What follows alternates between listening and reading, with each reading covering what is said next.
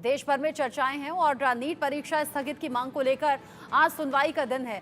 Supreme court आज इस मामले पर सुनवाई करने वाला है। परीक्षा स्थगित होगी या नहीं होगी, इस पर फैसला आज आ सकता है।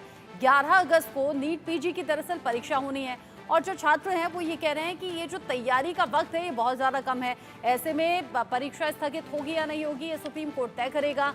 11 अगस्त को नीट पीजी की परीक्षा होनी है और इस मामले पर आज सुप्रीम कोर्ट सुनवाई करने वाला है। परीक्षा को लेकर फैसला सुप्रीम कोर्ट का सामने आएगा, वो भी उस वक्त पर जब नीट यूजी मामले को लेकर ऑलरेडी देश में अलग अलग तरीके से हमने सियासत भी देखी, प्रदर्शन भी देखे और फिर सुप्रीम कोर्ट का फैसला भी देखा, जिसमें सुप्रीम कोर्ट ने कहा कि परीक्षा दोबारा तो नहीं होगी। आयुष मेरे साथ में है। आयुष, ये मामला कितने बजे सुना जाना है? जी देखिए, इस मामले को आज लिस्ट किया गया है और इस पूरे मामले पे जो सुनवाई होनी है वो बताया जा रहा है कि 12 बजे के बाद ही हो पाएगी, क्योंकि उससे पहले कई महत्वपूर्ण निर्णय हैं जो सुप्रीम कोर्ट को सुनाने हैं, जिसमें से एक मनीष सिसोदिया की बेल याचिका को लेकर भी है, जिसपे 10:30 बजे बेंच बैठेगी और इस पूरे मामले पर सुनवाई करेगी। अगर हम बात करें कि नीट पीजी 2024 में जो याचिका डाली गई है वो किस संदर्भ में डाली गई है, क्या कुछ कहा गया है और कब इस पर सुनवाई होगी, ये जानना जरूरी है। देखिए, सबसे पहली बात ये कि ये याचिका सुप्रीम कोर्ट में डाली गई थी और सुप्रीम कोर्ट ने माना था कि ये याचिका सुनवाई योग्य है और इस पर आज सुनवाई होनी है। हालांकि वक्त अभी तक निर्धारित नहीं हुआ है, लेकिन कयास ये लगाया जा रहा है कि इस पूरे मामले में 12 बजे के बाद ही सुनवाई हो पाएगी। अब यहाँ पर दूसरी अहम बात ये हो जाती है, क्योंकि आज सुप्रीम कोर्ट का इस हफ्ते का लास्ट वर्किंग डे है। सैटरडे और संडे कोर्ट बंद होता है और संडे को नीट पीजी 2024 की परीक्षा होने वाली है।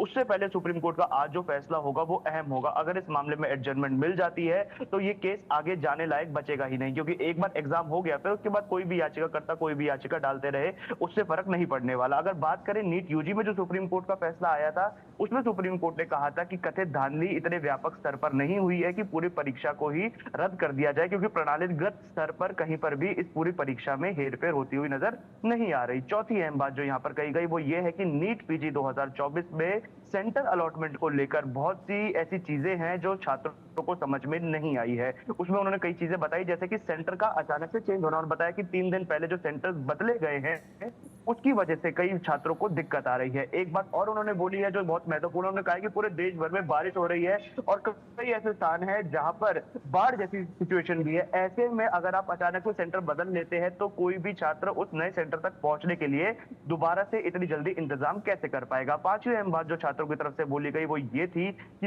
हमें जो वक्त मिला है नीट पीजी 2024 की तैयारी करने का वो कम है। देखिए, यूजी और पीजी एग्जाम के बीच में आपको 6 से 7 महीने की कंपलसरी इंटर्नशिप करनी पड़ती है। जब एक बार आपकी एमबीबीएस क्लियर हो जाती है, आप 5 साल पढ़ लेते हैं, उसके बाद 6 से 7 महीने की एक इंटर्नशिप होती है जो कंपलसरी होती है। कुछ लोग उसे 1 साल तक भी करते हैं और उसके बाद ही आप एलिजिबल हो पाते हैं नीट पीजी का एग्जाम देने के लिए। अब जो 2024 के एग्जाम की बात हो रही है, यहाँ पर यह बात कही गई है कि बच्चों को शक है, जैसे नीट यूजी में हुआ था कि कथित तौर पे धांधली हुई, पेपर लीक हुआ, ऐसा नीट पीजी में भी ना हो, क्योंकि सुप्रीम कोर्ट के निर्णय आने के बाद एनटीए को भी इतना वक्त नहीं मिला होगा कि प्रणालीगत स्तर पे जो भी हेरफेर हुई है उसको पकड़ा जा सके। सातवीं अहम बात यहाँ पर यह है कि संजीव मुखिया अभी तक फरार है, जो नीट यूजी 2024 पेपर लीक का मास्टरमाइंड बताया जा रहा था। तो ये जो मास्टरमाइंड है, जब इसको नहीं पकड़ा गया तो आखिर इस बात पर कोई भी छात्र कैसे सहमति जता सकता है कि नीट पीजी 2024 का एग्जाम पेपर लीक नहीं हुआ होगा। आठवीं अहम बात यह है कि सुप्रीम कोर्ट का यहाँ पर रुख किया गया है और सुप्रीम कोर्ट का जो फैसला होगा वो बहुत महत्वपूर्ण होने वाला है। महत्वपूर्ण इसलिए होगा क्योंकि सुप्रीम कोर्ट की तरफ वो सभी छात्रों की निगाहें टकटकी लगाए देख रही है जिनको इस बार नीट पीजी 2024 का एग्जाम देना है, और ये जो संख्या है ये हजारों में नहीं बल्कि लाखों तक जाने वाली है। ये इसीलिए क्योंकि एमबीबीएस करने के बाद ज्यादातर जो बच्चे होते हैं वो एमडी का एग्जाम देना चाहते हैं, इसके लिए उन्हें नीट पीजी देना पड़ेगा। अब यहाँ पर सुप्रीम कोर्ट का क्या बड़ा फैसला होगा ये देखने वाली बात होगी, क्योंकि छात्रों ने 2 इंपॉर्टेंट मांगे रखी है। पहला ये कि इस पेपर को इमीडिएट जो है वो रोक दिया जाए, ताकि इस पेपर में पढ़ने के लिए, इस पेपर में काम करने के लिए, और इसके अलावा एनटीए को भी इस पेपर में प्रणालीगत स्तर पर अगर कोई भी हेरफेर हुई है तो उसको भी ठीक करने के लिए समय मिल सके। 10वीं और सबसे अहम बात जो यहाँ पर बोली गई थी वो ये है छात्रों की तरफ से कि उनको शक है पूरी प्रणाली पर, उनको शक है एनटीए पर, और उनको शक है कि इस बार भी कई पेपर लीक ना हो और उनके भविष्य के साथ खिलवाड़ ना हो। तो माननीय सुप्रीम कोर्ट इस पूरे मामले पर संज्ञान ले और बच्चों के भविष्य के बारे में सोचे। देखिए, नीट यूजी में क्या हुआ था, नीट यूजी के बारे में जानना अहम इसलिए है क्योंकि वहां पर एग्जाम होने के बाद धांधली के आरोप लगे थे और उसके बाद पेपर कैंसिल करना मुश्किल इसलिए हो गया था सुप्रीम कोर्ट के लिए, सुप्रीम कोर्ट ने अपनी अहम टिप्पणी में बात बोली थी कि अगर जो लीक है वो व्यापक स्तर पर नहीं है, तो 24 लाख बच्चों के भविष्य को हम एक साथ खतरे में नहीं डाल सकते और पेपर पर इतनी आसानी से रोक नहीं लगाई जा सकती। लेकिन ये याचिका उससे अलग इसलिए है क्योंकि पेपर होने से पहले ही रोक लगाने की मांग यहाँ पर उठाई जा रही है। जी। अच्छा आयुष, चूंकि नीट यूजी एग्जाम में धांधली की अगर हम खबर देखें, 24 लाख परिवार जरूर जुड़े रहे इस पूरी खबर के साथ में, लेकिन ऐसा नहीं है कि सभी के जरिए ये मांग हुई कि एग्जाम दोबारा से होना चाहिए। कुछ लोग ऐसे थे जो चाहते थे एग्जाम दोबारा हो, कुछ लोग चाहते थे कि एग्जाम दोबारा ना हो, और उनमें से चंद लोगों के जरिए कोर्ट का रुख किया गया। अब ये जो नीट पीजी एग्जाम को आगे बढ़ाने की मांग, यानी कि इस परीक्षा को अभी के लिए स्थगित करने की मांग हो रही है, वो भी कुछ लोगों के जरिए ही होगी।